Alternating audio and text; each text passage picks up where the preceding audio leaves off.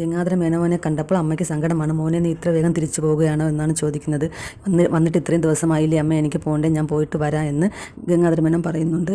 എന്നിട്ട് അമ്മയെ ഉപദേശിക്കുകയാണ്. അമ്മ വൈജയോട് പറഞ്ഞ് മനസ്സിലാക്കണം, ബാലേന്ദ്രനോട് യുദ്ധത്തിന് പോകരുതെന്ന്.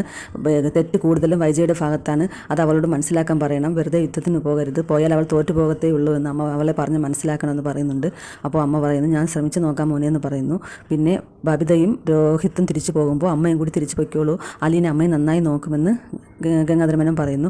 അമ്മയ്ക്ക് പോകാൻ ഇഷ്ടമുണ്ട്, പക്ഷേ ബാലേന്ദ്ര മേനോൻ എന്ത് പറയും, അലീന എന്നെ നോക്കുമോ എന്നൊക്കെ സംശയത്തിലിരിക്കുകയാണ്.